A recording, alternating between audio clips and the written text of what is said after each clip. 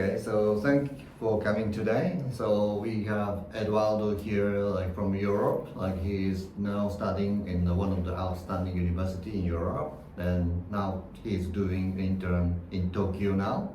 So let us begin to talk about the topic today. Like today, I'd like to ask you about the best master's degree in the world.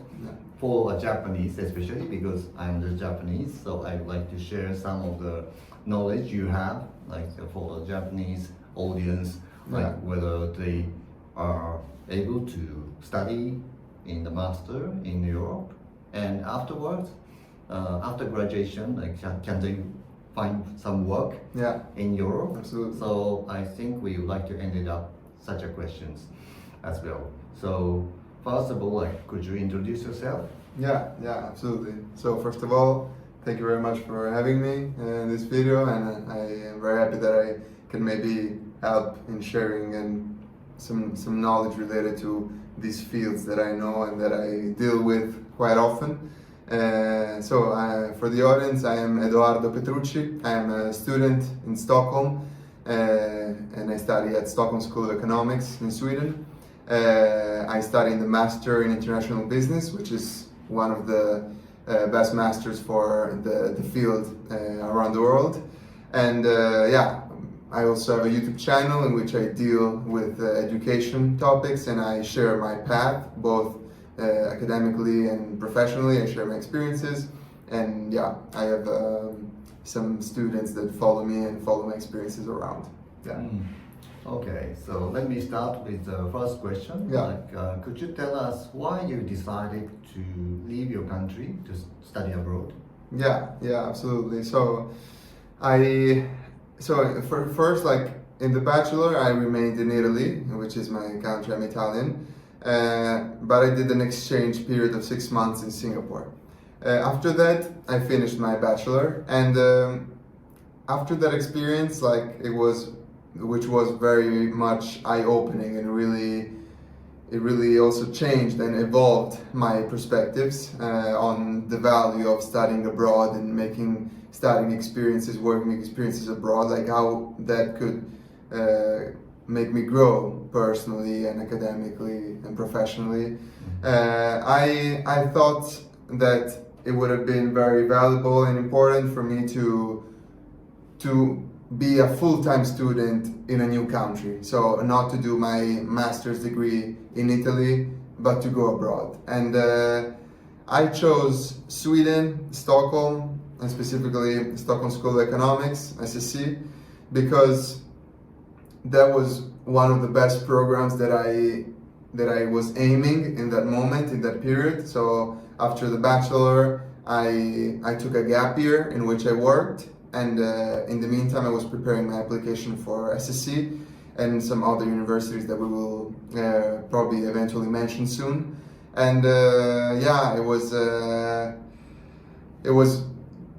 like I really hoped I could have got into SSC, and then it happened. So the main reason why I decided to go abroad to study was because the level of the university I was applying to was incredibly great. The values of the universities were amazing. I know that they were going to make a class that was very cohesive and very, very well selected, not only on an academic level, but also on a personal level. So with individuals that are empathetic, that are very nice and open, that are prepared. So I would really had a good impression, and I really wanted to give my all for that application, and then it went well. So I'm very glad about it.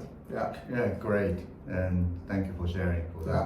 Then, is it common for European students to study abroad after their bachelor degrees? I would say it is, and it's increasingly common. I know that, for example, from students, I would say that the nationality of students that mostly goes to study abroad are the German students. I would say it's very common in Germany that students do the bachelor in Germany and then they go out. But it's becoming increasingly common, for example, also in Italy, and I'm also a bit maybe leading in this way of organizing your academic path, because it's really valuable. And I would say it's very common and increasingly common to study abroad for European students. Yeah. So can you find any significant, like the reasons why they choose to go abroad? I would say that first of all, in a bachelor course in the university, when you're in your country, it's great. It's still an incredible path and opportunity. But already there, if you have a certain ambition as a student, you want to a bit try to distinguish yourself and a bit emerge. And I would say that one of the reasons why then these students want to go abroad is because they want to make that further step to try to take on a higher level, in a way, if you know what I mean. And they want to try to expand their horizons even more. They want to make great connections around the world, because we talk about programs in which like most of these programs that we will refer to are very international, and they have over 10, 15, sometimes 20 nationalities within a single class. And also because they want to make a life experience, because they know that they will gain a lot of knowledge and a lot of growth, personal growth, and not only from this experience abroad. So these, I would say, are the main reasons why they decide to do it. Right. So after studying a few years in the bachelor degrees, and then people think that like a business world, like a real world, is like kind of very international and global. Yeah. Then so that's why, like, is it something like that? Like, you know, Yeah. I noticed that it's very important to grow their. Absolutely, like especially maybe in the field of business, international business and economics. Let's say that these global dynamics that are in place when dealing in these fields really contribute maybe to one's ambition to go abroad and to be exposed to different cultures and be exposed to different opinions, ideas, ways of working, ways of interpreting businesses, and the ways of interpreting any business opportunity that can arise when you go abroad. So I would say that's definitely has something to do with the field. And maybe it's a bit limiting only to do the bachelor in your country and then stop there, you know, because you want to know more, you want to go a bit further. Yeah. So if you have such an experience in master degrees, and do you feel like, you know, that you're kind of wonderful, like, future, like you can see when you start working in the international area? No, absolutely. I would say that, like, for our students that are enrolled in these master courses, we really see how the range of opportunities like really opens in front of our eyes, and we can really decide which path we want to pursue. And it really then just depends on us, on our will, on our force to try to be really determined and to pursue our goals and our dreams to maybe work somewhere and in some specific field, in some specific area, in some specific company. And we see that we have the tools to do it then, because we are in a space, in a context that really pushes us towards achieving these goals. So absolutely. Yeah. Right. Yeah. All right. So sorry that, you know, I just pulled you a little bit off the line Yeah, of this conversation. But anyway, like, or you just come back onto the track. Like, you know, finally, we'd like to ask about opportunity for the Japanese students and so on. So actually, so coming back to the track, like, which were your other options when you were applying in a master abroad? Yeah.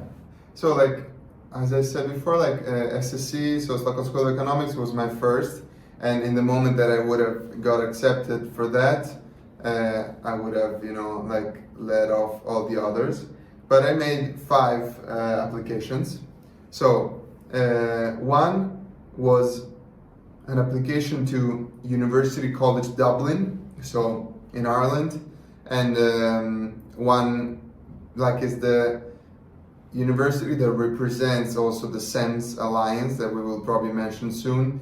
I can go further later, but like it's a very great university that also had a similar program in international management. So I applied to that. And then I applied also to Rotterdam School of Management. So again, a program in international management. So these are all parallel programs, but in different countries, because I really wanted to aim for international management or international business. And so this program in Rotterdam in the Netherlands is also one of the best programs in the country. And then I applied to Norwegian School of Economics, so another university in the Nordics, together with SSC.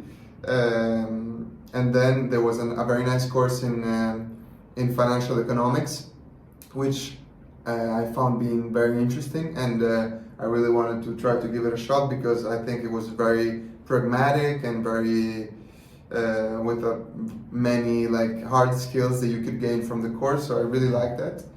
And the fifth university that I applied to was the University of Copenhagen, so Copenhagen Business School, also CBS. And yeah, that had also many interesting courses under the area of business administration and management. Yeah, and so to give you a quick summary, I managed to get into the one in Dublin and the one in Norway, and the one in Copenhagen, but in the end also in the one in Stockholm. So when I got into Stockholm, I rejected, let's say, the other offers and opportunities, and I went for that. So let's say that it went very well, and I'm very glad about it, because these are all very great universities, but I really aim for this course of international business in Stockholm. So when it went well, I was really happy about it. Right. Yeah. Thank you very much for sharing the precious experience Yeah. for applying to those universities. And other than those universities, can you add some more names Yeah. of the best universities Yeah. around the world? Yeah, absolutely. So for this field, for a student that studies, I mean, actually it's getting more and more broad. So you can also study subjects that are a bit more far from this main area topic of business administration and management. So when you come from economics, law, business, management, etc.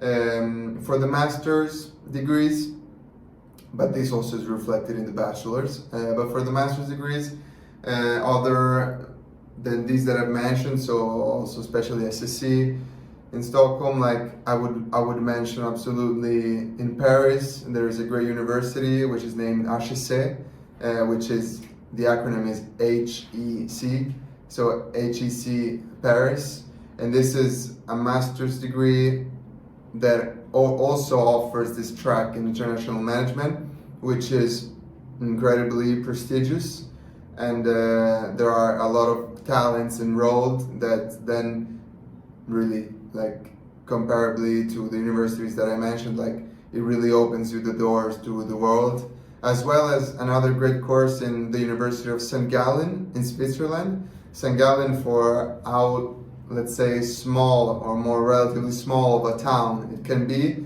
it offers these great courses in the university that are related, for example, to strategy and international management, but you have some courses also in banking and finance, some courses in economics, some courses in quantitative topics. So that's really another prestigious university that has been for around 11 years the number one in the world, covering the first spots of the ranking, together with the one in Paris and Stockholm and Dublin, etc. And maybe going a bit further, I would mention also in Singapore the two universities of SMU, so Singapore Management University, but also in US, National University of Singapore, that Oribe knows very well, and that is a partner of the Loita Corporation. for the many programs that it offers, and also in US. And one thing that is peculiar to these universities is that they, almost all of them, they belong to the SEMS Alliance, so they're kind of representative for the best university in that country for the programs of international management. So that's also great. Maybe just not to be too long, but if I had to mention a few more of universities that come to my mind, I would mention ESADE in Spain, which is another incredible prestigious university. I would mention in France there's also another one, that is ESSEC, and then there is in Germany there is Cologne, but there is also 2 or 3 very prestigious university in Munich, like TUM and LMU. So we could really stay here for quite a long time and talk about how many great opportunities there are. And if you want a reference for maybe a website that you can check out where you can see some rankings, that would be the Financial Times. So I would suggest you to go to the Financial Times and type for the master programs in management, and you will see how they show up and how great of opportunities there are out there. So which university in the SEMS Alliance in Japan? Yeah, it's Keio. It's Oh. Keio University, and it's for example for Japan it's Keio. For Spain is ESADE. For the US is Cornell, which is an Ivy League university. For Canada it's Ivy Business School, and so on. So there are many great out there. Yeah. Great. So where will you go for your exchange semester? Like which Yeah. option did you have initially? Yeah, because so with the SEMS, so for these universities that are representative for the country and that are part of this SEMS Alliance, SEMS spelled CEMS, you can type it up, you can look it up. These universities, they like when you're enrolled in these programs in international management, you're then expected to spend a semester of this whole master's degree abroad, so away from your home country. And you can do that in one of the 33 partner universities. Initially, for example, I had a spot for my exchange in St. Gallen, so in Switzerland, as I mentioned. But then, because that was the spot that I decided and I applied for when applying for SSC, so in the very initial stages. But then I decided I wanted to go somewhere in some place that could give me an experience that would have been a bit more different from the one in Stockholm, because I thought that the one in St. Gallen might have been quite similar, like academically speaking, and also still in Europe. I wanted to try to go for something new, and after having been in Singapore for the bachelor, I had applied to 5 more universities to exchange from my initial destination of St. Gallen in Switzerland, and those were universities in Asia, including Keio as my first choices, and then as one of the choices I also had the one in Canada, because I also wanted to try to experience this North American kind of studying experience, which I've always heard of being like very nice and valuable, but I never had the opportunity to expose myself to that side of the world. And then out of these 5, let's say, new reallocations, new destinations that I had, I decided to go, and I was selected for the one in Canada. So yeah, that's where I'm going to spend my next semester, starting from the end of August, so quite soon. Yeah. All right, great, thank you very much. So we nearly come to the final questions about working opportunities. So after graduation, like, can you then work in these places, or where you have conducted masters? Yeah. So that's a big question. Let's say that's something that is that is relevant for many of us students, because we want to know, okay, we're going abroad, but will there be an opportunity for me to study, to other than studying, like to work there and to find some job in some company, etc. Well, from my experience so far, and from what I have heard from the students of the year above me, from the all alumni of the university, but also through the contacts that I have established with other students from around the world, I can definitely confirm you that it is possible, and it is possible not only for the Europeans or maybe around these topics that you have heard about, but it's possible also for the non-Europeans to work in the country in which you are conducting your master's degree, but sometimes even in the countries in which you are conducting your exchange semester. Because I've heard multiple stories from students that, for example, did their exchange, for example, in France, in some university in France, and then through the job portal of the university in France, they could then find some French companies there, and because they were applying from the internal website of the French university, you know, and that's because, especially if you do it like we do, so in the last year of your studying periods, then like it's very doable and it's very possible to do this step from the exchange university as well, from the country that you're doing it in. And so imagine for the country in which you're conducting your master's degree. For example, for me in Stockholm, Sweden, I hope and I will see, but I'm sure that if I will want to find something there, I will be able to. And just to bring a case, an example, like my classmates for this summer, even the non-Swedish classmates, they have found internships for the summer in Sweden, which is surprising already, because it's very often it's more difficult to find a summer internship rather than a full-time job, you know. So we have concrete testimonies and experiences from people who did it, people from all over the world, and it's not only Europeans, so it's definitely possible.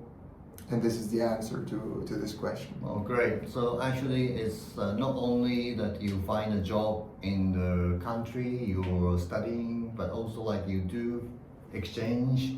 For example, like if you go to exchange in Canada, Yeah. for example, like even you can find a job there. Absolutely. As well. Like Yeah. both ways will be possible. Absolutely. You say. Yeah, Mm. it's possible both ways, and with me, for example, and actually there are many students who strategically choose their exchange country because they want to end up working in that country. So that's the proof that it's something that happens, and it's quite common. Oh, great. And sometimes you choose your exchange maybe for other reasons, maybe because of life experiences, or maybe because of the cultural experiences that you want to get there, but also the working experience is very related. So what will be the major difficulties when you think of like start working Yeah. in the different countries? Yeah.